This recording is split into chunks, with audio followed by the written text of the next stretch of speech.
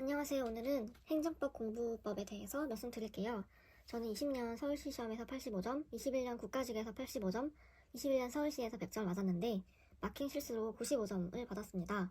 그리고 저는 행정법 뿐만 아니고 한국사, 행정법, 행정학을 풀 때 각각 8분씩 소요를 해서 24분 만에 3과목을 풀었었는데요. 그렇게 할 수 있었던 회독하는 팁에 대해서 공유하고자 합니다. 행정법은 전효진 선생님의 강의와 문제집만 풀었고요.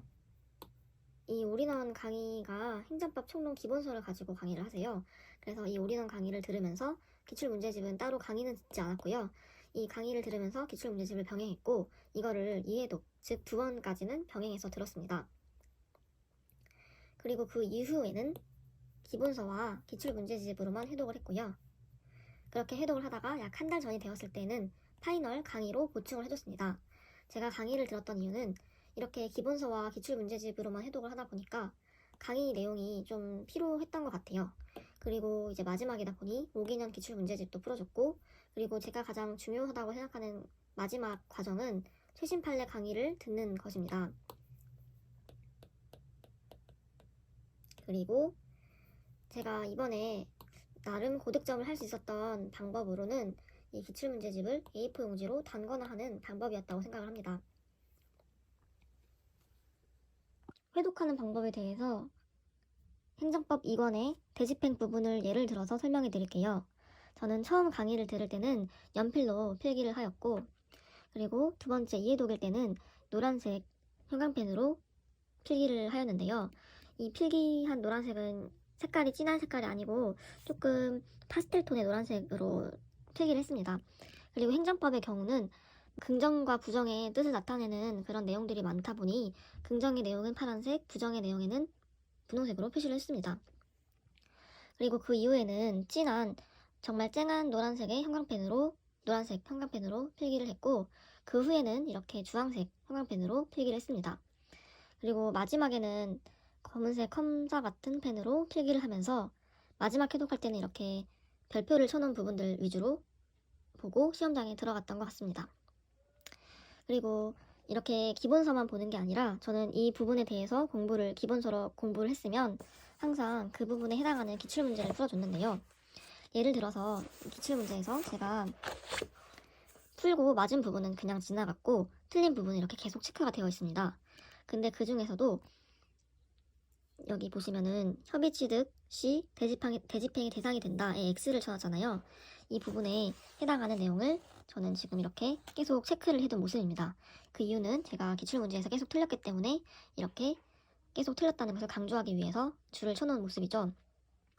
이렇게 제가 느끼기에는 행정법은 1200페이지에 달하는 기본서를 가지고 있다 보니 문제도 어떻게 보면은 판례를 크게 변형하지 않은 상태로 문제를 냅니다.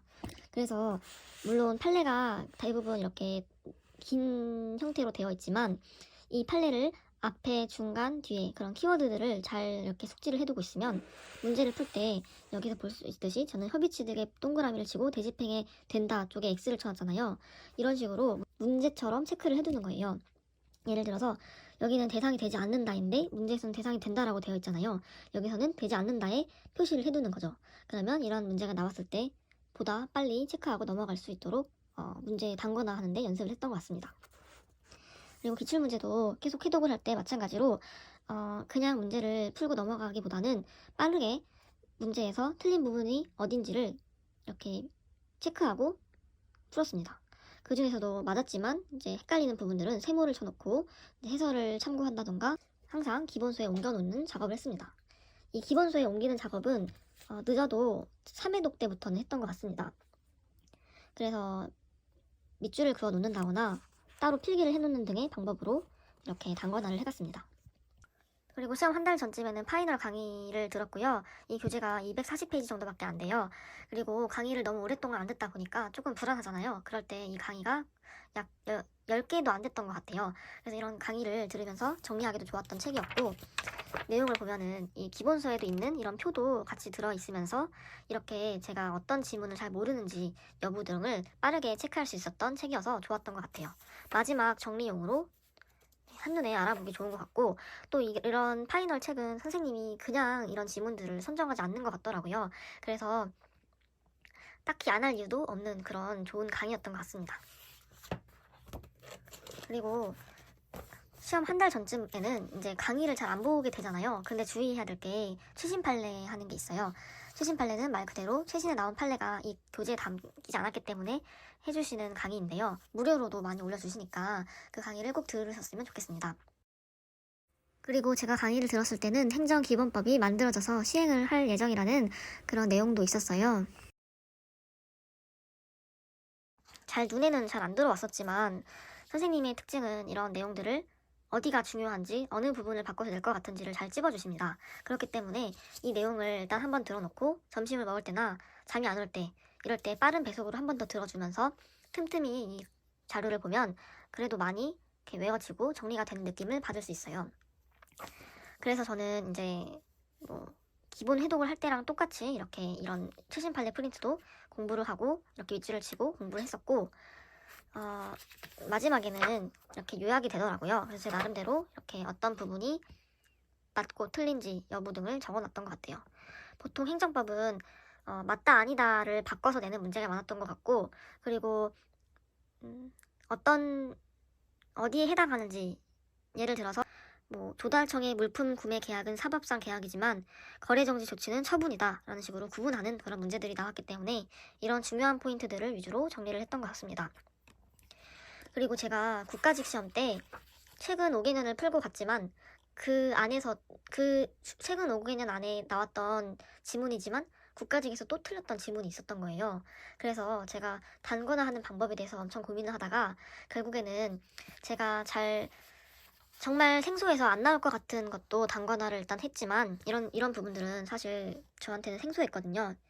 이렇게 앞에 체크박스 되어 있는 부분들은 저한테 생소했지만 이런 부분도 넣고 그리고 제가 너무너무 많이 봐서 눈에 익었지만 정말 많이 나와서 이번에 또 나올 수도 있잖아요. 많이 나왔던 지문은 이런 부분은 앞에 별표를 치고 이렇게 A4 용지로 기출문제를 단권화했습니다.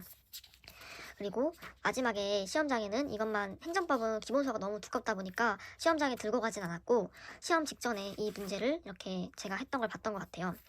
근데 너무 많이 봐서 외워졌던 것들은 그냥 컴사로 지워버렸고요. 그 외의 부분들은 사실 이제 남겨놨었지만 이거 보면은 제가 A4 용지 3장짜리 분량으로 압축이 된 거예요, 기출문제가.